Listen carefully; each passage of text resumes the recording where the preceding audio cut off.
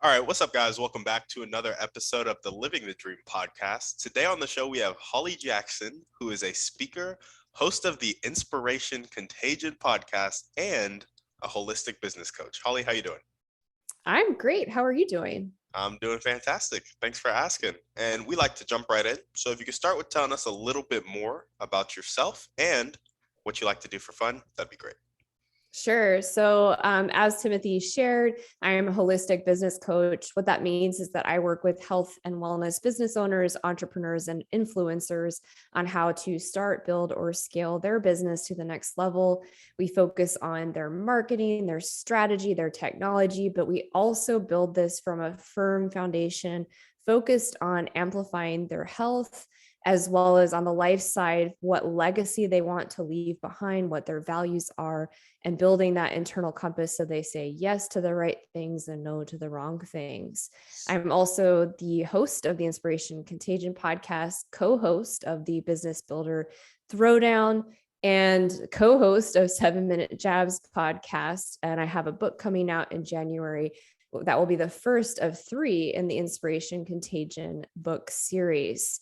What I like to do for fun, it's a long list. I love to travel to experience new cultures. I love to do anything that's adventurous, rock climbing, biking, going on a new hike somewhere, anything that involves adventure. I love reading, cooking, photography. There's too many things to list, but I have a long list of fun hobbies that I enjoy doing. Awesome. I love that. I am kind of on the crux of adult life, and I didn't spend time doing things I enjoyed until I was 18 because I was playing football. And in college, I was just busy doing other things. And now I'm at that point where it's like, I need some like hobbies that I enjoy doing for me. So I'm glad that you have a whole slew of activities that you're like, no, I love to do this. That's a great thing to hear. Yeah, well, and honestly too, Timothy, as you go into adulthood, it's harder to meet friends. And I'm finding, like, I think we find today with all this isolation during the pandemic, community and connections are more important than ever. And so when I moved back across country to Raleigh, I was like, how am I going to make new friends? Because a lot of my other friends had families and they were busy with their children. And so I started exploring hobbies and going to meetups. And honestly, the photography meetup I participate in, it's like the most interesting group of people. And I've made loads of friends from that and also from yoga communities. So your hobbies really help you amplify your community and your support system. Yeah, absolutely. I love that. And did you say you use meetup.com for that? Yes. Nice. I found a volleyball group on Meetup and love it. Well, awesome. Tell us a bit more about your motivation. What gets you up and keeps you going every day? Yeah, so my long-term 2 big motivating goals are, the first one is to help over 10,000 health and wellness business owners reach more people so that we can heal more people in the world and get people feeling great, because you can't really go after your dreams or know what they are until you're feeling pain-free, you have energy, and you have those foundational needs like the Maslow hierarchy needs of just your base things met. So that's the one of the long-term goals that gets me out of bed. The second one is I really want to create a nonprofit for children between 13 and 16, focused on soft skills as well as entrepreneur skills, and partnering with existing school systems, not to put more responsibility on teachers, because I've worked with the K through 12 system in public administration, but to support them and go back to the community grassroots version of education so that we can help our children soar.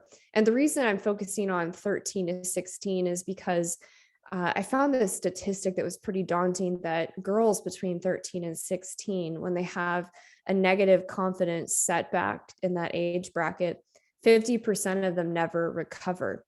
And obviously, I want to support girls and boys because I don't want any rift or difference. There needs to be a partnership on both sides of that. But I just found that that was really daunting. And I remember reflecting on that age range of education and how challenging and isolating that can be. And so that's my other really big motivating factor, is building this business so that it can help fund this nonprofit and help more people have that entrepreneur spirit and build their dreams. Yeah, absolutely.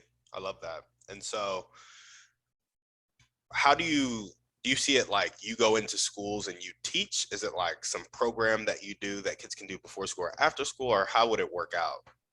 Yeah, I don't have the exact answer. I think it's going to be something online. I think it's going to be using technology.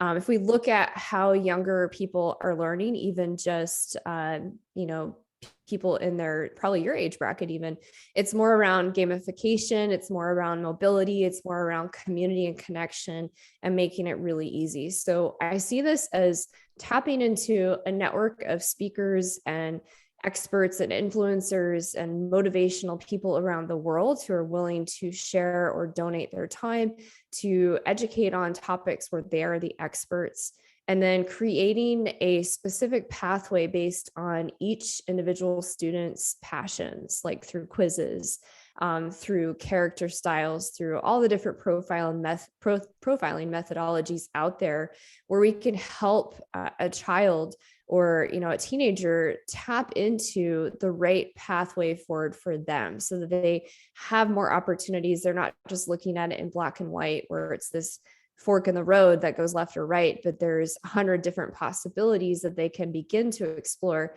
because they're so unique, and just opening that door to them. So it's going to be tapping into technology, making it really easy for them.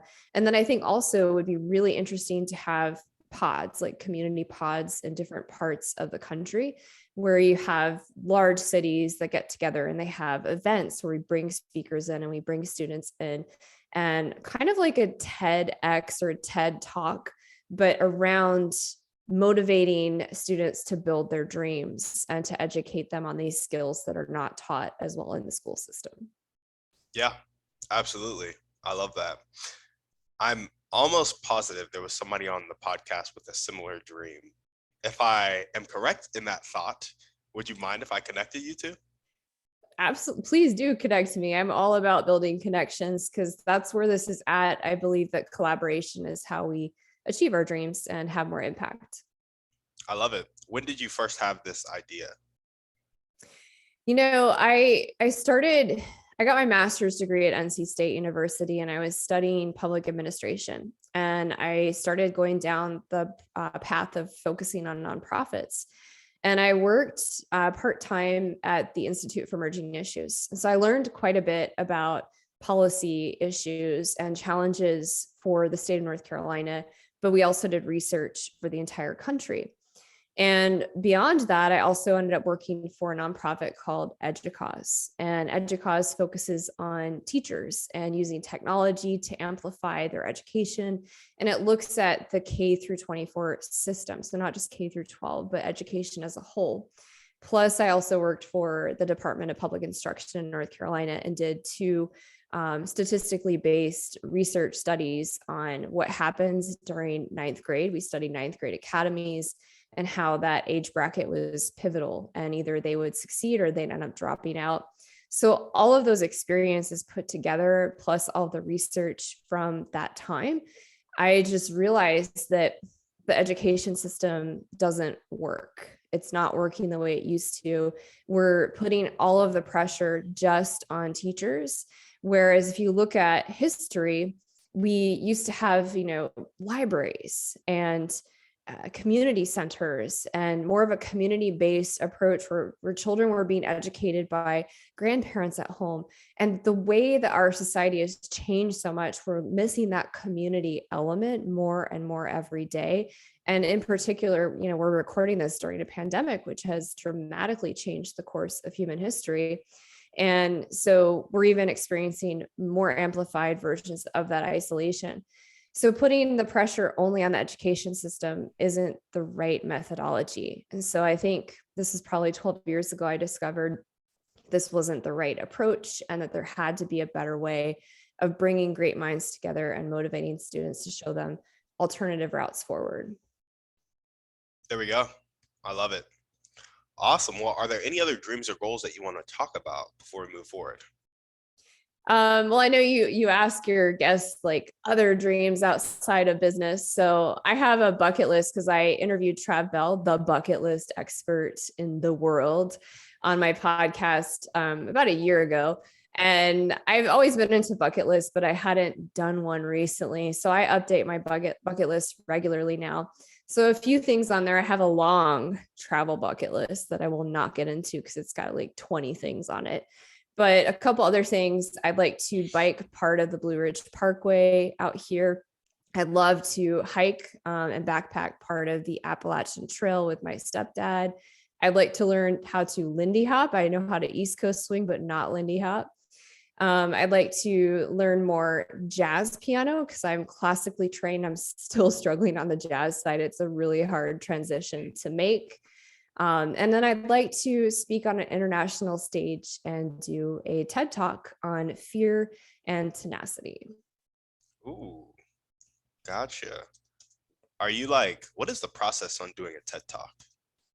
I actually just applied for a TEDx talk at my alma mater in Chicago, Elmhurst College. And so basically you submit the topic, the why it's important to share with the world. You submit a short video on the premise of what you're trying to share in that talk. And then they have a panel that reviews it and they choose 10 to 12 speakers. I think that the credentials and requirements depends on each event because TEDx is different than a TED Talk. But from what I hear, starting with a TEDx is great to then get into more of a TED Talk. But again, it's really just about knowing people and networking and then honing your skills around speaking and knowing what your story is. Because if you look at the TED Talks that really do well, and I believe one of your previous guests was talking about the power of storytelling, they share stories. And it's really about sharing your story and how it made a difference so people can see themselves in that story and apply action to their own life based on that. Yeah, absolutely. I love it. Well, I look forward to watching your TED Talk on YouTube when it has 5 million views. Thanks, Timothy. I love it. Yes, that's going to happen. Yeah, absolutely. I guess our next question is, and I'm really curious about it. It sounds like you like went through grad school, you know, you've had a couple jobs. What really caused you to take the first step towards building your business that it is now with the goal of eventually ending up in the nonprofit? Yeah, that's a great question. So I went the corporate route for quite some time. I started a nonprofit, and then my husband at the time, his job transferred us to California, and there was a huge price difference. Like it was very, very expensive to live there. And so I started working for a university. And then we went through our divorce, and I had to get a job in corporate America to increase my salary so that I could afford the cost of living in California. And I found that my skill set was really in communications, strategy, and technology, oddly enough. So it was kind of perfect to be in the Bay Area for that. So I was able to hone my skills and really experience corporate America and the political side of that, the strategy side of that, the onboarding side. So it was really kind of a real world MBA experience. So I worked at Visa, I worked for Safeway, I worked for the University of California, lots of pretty significantly large companies and many different industries, from fintech to education to groceries to eventually Treasury Wine Estates, which is a global wine company. So the thread that went across all of that was really I began to understand what my skill set was.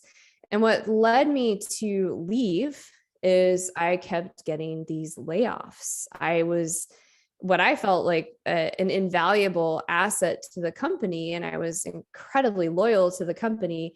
But we're in a day and age, sadly, where that is not important. We're more in an economy of a gig economy, right? So loyalty and staying with one company your whole lifetime doesn't really exist. It's not really practical anymore. And so with that gig economy and putting all of that effort into it and really feeling like I gave it more than 100%, but then getting laid off was just such a killer. And then my layoffs were coupled with health challenges. So I finally woke up and saw this pattern when I had my third layoff. I was a top performer. I was hitting bonuses. I was like getting raises. I was creating new things, new products, new solutions for these huge companies. I was basically a rock star employee, but getting laid off. And then I would get some new health challenge that was pretty severe. So I realized that the corporate climate just didn't suit me. And so I took one more job in corporate America to offset while I was starting to figure out what I wanted to do.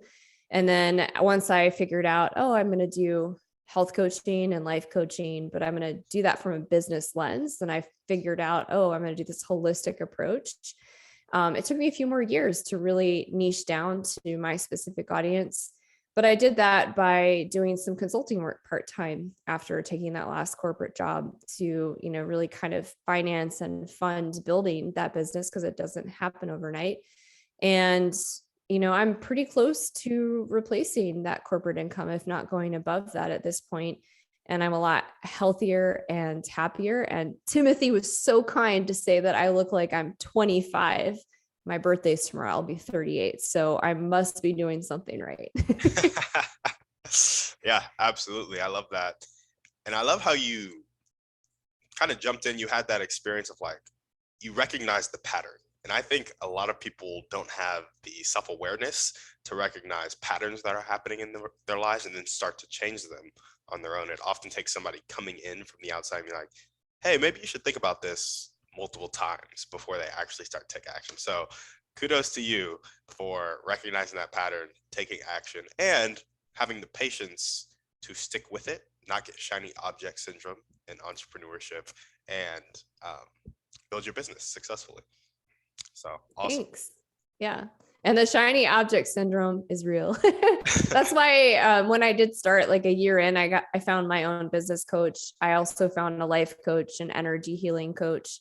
So I have my support team and structure, and I would not have been able to brave the battle of creating a business, which it is a battle. It is like, the blood, sweat, and tears, but also the amazing moments of joy that you would never experience without going this route. So I'm being realistic for people that are hearing this and like, oh, I'm going to do that. Like, yes, if you have a clear vision and it's what you want to do, great. But I also urge you to build your community in business because there are some pretty challenging days, and you need to have somebody that understands and can support you when you navigate that. There we go. I love it. It's hard to do things alone. Nearly impossible, yes. Actually. Well, if there were one or two people that you could meet right now, and these people would help you take the next step towards your highest priority dreams, helping the 10,000 health and wellness business owners, as well as getting that nonprofit off the ground, who would they be and how would they do it? Yeah, I was listening to one of your previous interviews and heard this question. And I was like, wow, that's a great question. And I don't know that I have a specific one or two people, but if I describe what those one or two people are and how they would help me, that might be more useful. So because I focus on health and wellness business owners, influencers, and entrepreneurs, I think somebody who's got a huge network in that area would be incredibly helpful.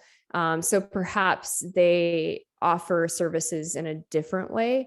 But I believe collaboration is where we help each other achieve our dreams because then we have more impact. And so I'm seeking partnerships and collaborations with people where it's a win-win.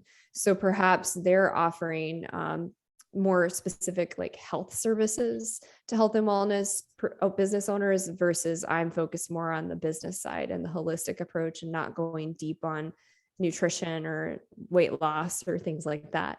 So that would be helpful. And then I think also anybody who can help from a network perspective. So what I mean by that is they're either well networked or they have a broadcast channel or a radio channel. Because with the business builder Throwdown, which is one of the other projects that I co-host and we co-lead, we have a mastermind that's also focused on health and wellness business owners. And it's more scalable because there's 3 of us.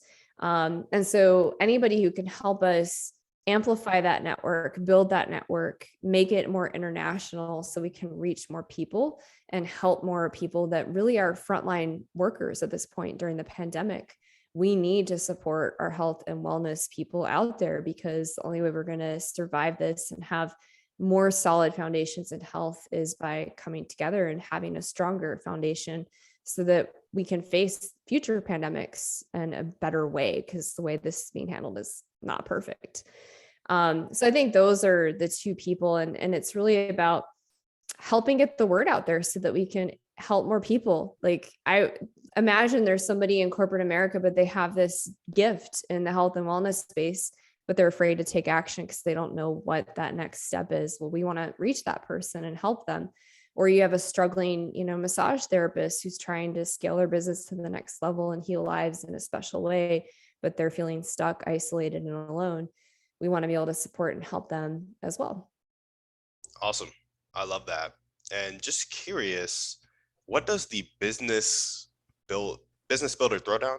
Yes. What does the business builder throwdown mastermind look like? So two things. We have our show, which is available. It's online. It's on YouTube. It's free. You can sign up. You can follow it. So to get a slice, a bird's eye view of our community and the people in it, you can watch that live stream show. And basically what we do is we take two marketing or business growth strategies, and Matt and I duke it out. And we have our referee, Scott, on there. And it's a fun way to educate business owners of any sort on how to grow their business to the next level. And ultimately the answer is both, but we say, if you're in this place today, this is the one you should go after first, because we find that there's a lot of information out there, but people don't know what step to take next so that they get the most out of their time. And there's only so much time, and time is money. So that's the live stream show. And basically we started that collaboration, which led to a podcast and a book that we collaborated on. And we realized that we had essentially built a mastermind amongst the three of us. And so we wanted to expand that into what we call the Business Builder Ninja community. And so the Business Builder Ninja community gets even more ninja tips on growing their business, how to market things that we are testing in our businesses that are working, because we're actually expert marketers, salespeople, and business strategy experts across the three of us. And so they get access to classes that we've created for email marketing tips. They get access to all of our resources that other people wouldn't. And then we have office hours once a week. And every third set of office hours is a mastermind session where we work with our members on a challenge they're facing, and we solve it and give them specific tangible actions they can take and report in on the next week. Members get accountability, they get support. And one unique thing that we're doing is we're not doing the traditional Facebook private group. We're using Marco Polo instead, because we're seeing all the negative data around social media. And especially for health and wellness owners, we want a different experience. So Marco Polo is just a video text-based kind of tool. It's just kind of a quick way to check in. So we use Marco Polo between sessions so that if we have a member that's got something keeping them up at night, they can do a quick video and we can respond to it on the fly. There we go. I love that. I was curious because I was also trying to build out a mastermind of actually super connectors, the people that you need to meet who are well networked and can help get the word out there. And I was just thinking about how to structure it. And I like how you guys structure it. That's awesome. Thanks. Yeah. Well, good luck with your mastermind. Thank you. Yeah. Obviously the podcast is fairly new. Well, this is actually like episode 140 or something like that. So it's not that new. Yeah. So by the time this comes out, it won't be that new. But I haven't built up the audience yet to really kind of pull people into the community, which is cold outreach to build a community is not the best thing in the world, because it's not. Yeah, that's why, like, if you do it with two other people, so for example, Matt and Scott, the three of us, we have a pretty big following. So my largest following's on LinkedIn. Matt has a huge following on TikTok. Scott has a huge following on Twitter, and he's an Amazon influencer. And so when you combine that discoverability across social media platforms and the fact that we are already really well connected in what we do, It's really powerful, and it helps you build something much faster. Yeah. Yeah. Have you ever read the book Who Not How? I have not. It's a fantastic book. You're already kind of using the concept, so it's still a good read. It's like 4 or 5 hours. But um, yeah, it's the whole idea of staying in your genius zone and connecting with people who are in their genius zone to build something where everybody's in their genius zone and it's serving people in a really beautiful, cool way. And it maximizes like money, time freedom, and all the good things that you want while minimizing. Yeah. I haven't read it, but I definitely do all of that. Yeah, no, exactly. Most business owners do. And I was just like, collaboration is a great way to do it. And I need to add that to my mastermind. But it's also like, I need to make sure that I have focused on my genius zone first and developed it to a point where it can add value to people in a very clear, specific way. And I need to be clear about that. So, Yeah. Well, the other thing too is when you create your mastermind, the market is flooded with masterminds right now. And even when I reached out to people I know personally, they were like, "Oh, I just signed up for a mastermind." I'm like, "Oh, okay." So when you're creating it, you want to think about what makes your mastermind unique or different, and you want to niche down to a specific audience that you're serving. So you were saying these super connectors, you're going to want to be even more specific than that. And then you're going to want to be very clear on the problem that you're solving. Sorry, not to get into coaching, but those are a couple tips for you. hey, no, that's fine. I'll go ahead and shoot you $1,000 for that. Winning. Awesome. Well, name the most important 1 or 2 things that everyday people can do to help you with your dreams and goals. I love this question too. So I think right now, I really want to get this book into the world. And the first book in the Inspiration Contagion series, the subtitle is Health Secrets for Raving Success. And I don't know what better timing we could have for this book with the pandemic and everything that's happening in the world. And so basically it's creating this campfire connected storytelling platform. So it's not just sciencey of like, do this. It provides you that trail map forward for having a really healthy foundation or taking your health to that next level, because without your health, you have nothing. You can't go after your dreams. You can't be successful in business. And so I'd love help to get that out there. So right now, depending on when this podcast goes live, if it's not in January, if it's before then, you can join the book launch team. And you can do that by going to the website, hollyjeanjackson.com. And you can click that banner flyer that says join the book launch team and just put your email in there. You'll get an advanced reader copy. And then to help us make it a bestseller, you will get an email from the publisher when we're going live on Amazon, and you'll get a heavily discounted ebook version, and you'll write a review within 24 hours. That's how you make it a bestseller. And if this is live after that, you can just find the book on Amazon for purchase. It will be an ebook version. Eventually, it will also be available in Audible, so an audio format if you don't want to read it. But I love help getting the book out there because I want to spread inspiration, hope, and light and healing instead of darkness and fear in this world. So that's one way you can help. And then the other way would be to listen to, follow, subscribe to the Business Builder Throwdown. I really think that network and platform is going to give us some foundational ideas and connections and collaborations for the future nonprofit I'd like to build. I think it's one of the beta tests for the model of what we will be building for kids between 13 and 16.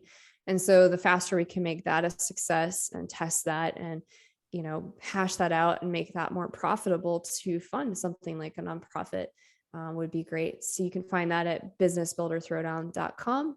And if you want to check out our free book to get more of an idea about us, you can go to businessbuilderthrowdown.com/isolation.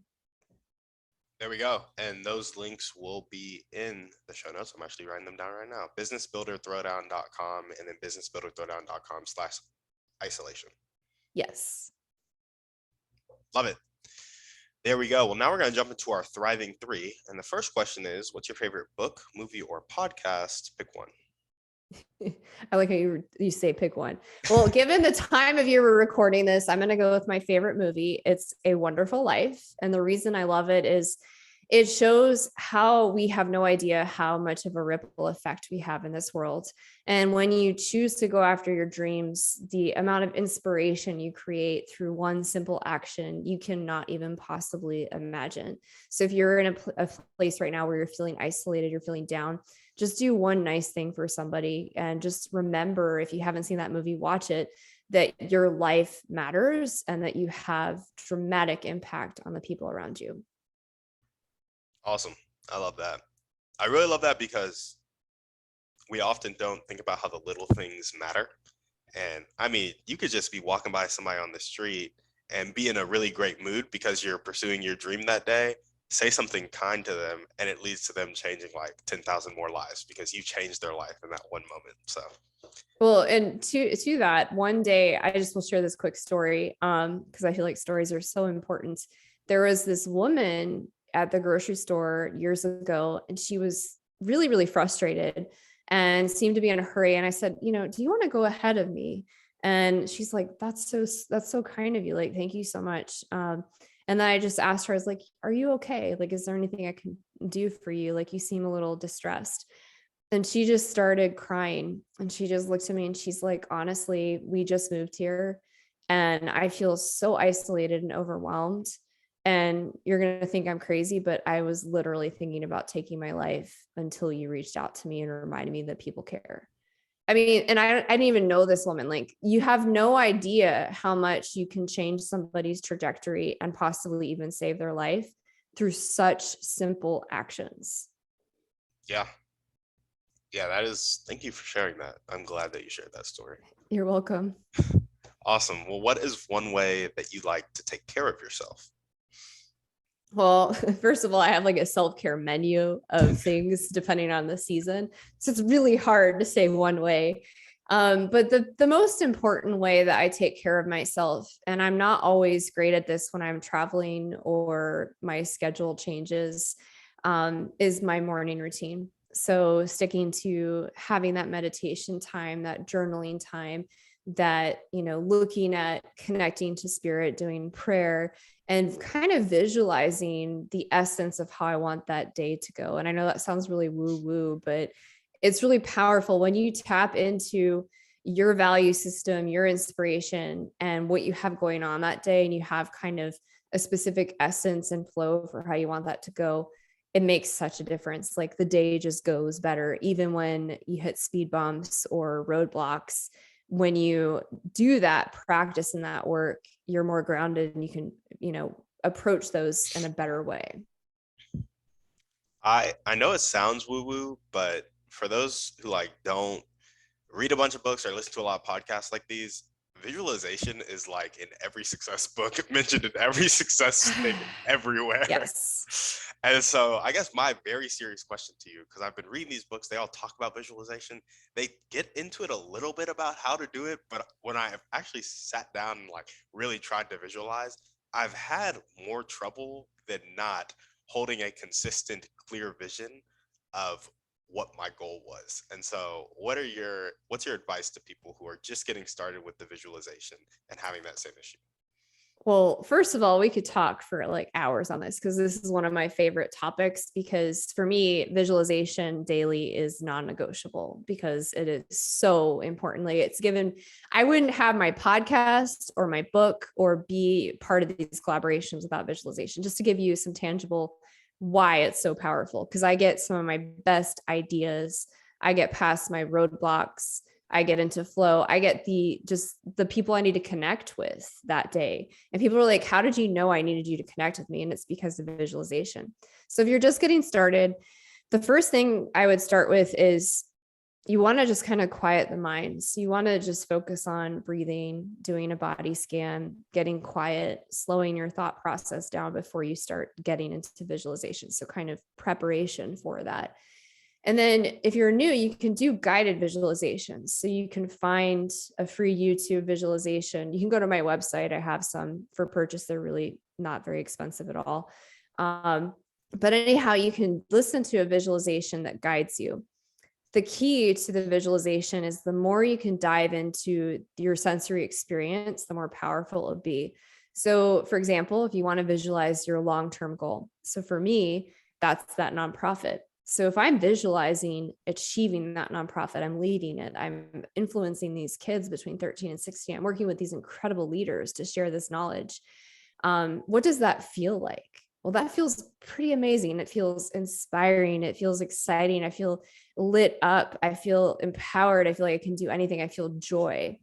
What does that look like? Well, I see these kids making comments and testimonials, starting businesses, changing their family trajectory, all these amazing stories. Like I'm literally, as I'm saying this, I'm getting like goosebumps and chills because I'm like really tuning into that. And I do this every day. And then what am I hearing? So people around me are saying, oh my God, this is amazing. Like this changed my child's life. This changed our family dynamic. You saved my child's life. These speakers that are helping this, they're getting amazing lessons from this. Because when we teach others and we mentor others, we get more from this. I'm hearing that. So you want to tap into every sensory experience you can, because the more you can feel that future thing, the more excited you are to take action today to do it. And it gives you ideas for what you need to do today to get 1% closer to that long-term goal. So that's the long-term visualization exercise. Now, people get hung up on like, well, how do I do that for my day? So then after I do that in the morning, I like to visualize what I have going on for the day. So some of the key things that are happening. So if I have a day that's full of meetings, I'm not necessarily walking through each meeting, but I'm thinking, okay, today's about connection. It's about collaboration. How can I connect to the people today that's going to help me get closer to that long-term goal? And then I just really like to just quickly visualize how that day is going to go. And I generally choose a specific essence or term for the day. So it could be just love and service for that day. Like I'm just going to show up from love and service, and hopefully serendipitously, if I'm in flow, it's going to open up collaborations. It could be I'm in creativity for that day. Maybe I'm writing a lot or I'm creating something new. So I choose kind of a theme or an essence for how I want to show up for the specific day after I do that long-term visualization. And when I do these two things, and this is like the very high level, because we could talk all day about visualization, it gets me more excited and it keeps me in flow. And then I'm saying yes to the right things and no to the wrong things. So it keeps me on track. There we go. I love that. Awesome. Do you have any books, resources, podcasts that people can go to? I know you said the guided visualizations on your website that kind of go into the more of the like how to, the prep, the hours and hours of content that we're not going to cover right here. Yeah. So if you go on YouTube, I have an old series called Anxious Less, which talks about breath work and visualization and dealing with anxiety. So that's a great tool. We already talked about the business builder throwdown. So that's more for business people who are trying to grow their business to the next level. But we also talk about a lot of other things there. If you listen to Inspiration Contagion, the podcast, that has certain episodes that talk about visualization. It talks about challenges people face, whether it's in their health, in their business, in their life, and how they got through it. And it's a very inspirational podcast. So if you're looking for inspiration and hope, definitely check that out. My website has quite a few resources. There are books that I've read that are inspirational under the resources and learning section. As well as there's some resources on tools that I use. So like if you're going to start a podcast, it has my microphone, my audio system, all those things. So play around on the website, find me on social media, find me on YouTube, because I put out a lot of information through blogs, through marketing, and all these things that are very valuable across all the holistic aspects of thriving as a human. So that might be really useful to you. There we go. And what is one action step that you can take right now or continue to take if you're already doing it to really reach your highest priority dreams of either speaking on that international stage, meeting those people you need to meet, taking the next step towards your nonprofit, et cetera? Okay, so one tangible action I need to take. Yeah, for any of those dreams or goals you can pick. Yeah, for me right now, I am reaching out to local health and wellness businesses to make the book launch successful. And so continuing to do that. And I think continuing just to meet new people and network and connect, because I find that the more I'm in flow and meeting people, it opens up so many doors that I can never possibly plan. So if I get into the nitty gritty details, it's not going to work. But when I just trust and flow and meet a lot of people, it just serendipitously falls into place. So I think it's just about remaining open and continuing to meet people from this non-judgmental open space of like, I have no idea what's going to happen, but it's going to be great. I love it. Awesome. Well, I have, let's just go with one question. I have one last question for you. So, you know how there are people on the planet who have, more of a fixed mindset. They're not willing to accept help. They're not willing to accept change. Sometimes they live their whole life like that, and sometimes they'll die like that, unfortunately. Other times they'll change to more of a growth mindset, willing to accept help, willing to accept change. In your opinion, what is the catalyst that causes that change? Sadly, the catalyst that helps us wake up from that fixed mindset. So, first of all, if you're in that fixed mindset, it's not entirely your fault. When we're children, our parents do their best job and the people around us do their best, but they might have their own challenges. And so they put that on us, and society puts things on us that take away from us trusting our intuition and our own capabilities. And then we allow society and parents and figures around us to define success for us. So first of all, if you're in that fixed mindset, that's pretty normal, and it's hard to break free from that. I find that most people, when they get into the growth set, it's one of two things. One, either they had people in their life that helped them remember their intuition and really breathe that like fresh inspiration and ideas, and empowered them and really help foster their dream, which is more rare than the norm. The other thing is you have some massive thing that changes your life and it throws everything upside down. So that could be you're diagnosed with cancer, you have a severe concussion, you're laid off from a job, you go into bankruptcy, like anything that's dramatic, one of those top 5 life stressors, you go through a divorce. These are things that happen in our life that make us pause because they're so dramatic. It interrupts the flow of what we thought our life was. It interrupts what we think success is. And it's an opportunity and really an invitation to stop and say, what is important to me? What does success mean to me? What is the legacy I want to leave behind? And I find that when we have health catalysts in specific, because it reminds us of how short life is, it's even more powerful, because it's like, okay, well, what if tomorrow's my last day? Am I living a life to the best of my ability where I'm happy with how I'm showing up? So it's really those catalyst moments where we can choose to be a victim and not wake up and be even more unhappy and living in fear, or we can choose to live differently and really reflect on our part in that and what we can do better and how we can be happier, healthier, and living our dreams. There we go. I love that.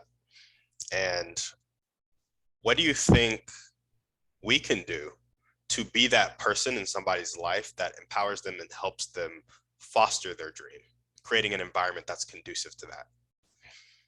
So there's two things. Like, one, if the person is really stuck, I had a friend that gave me some tough love. So sometimes it's tough love and sometimes it's cheerleading.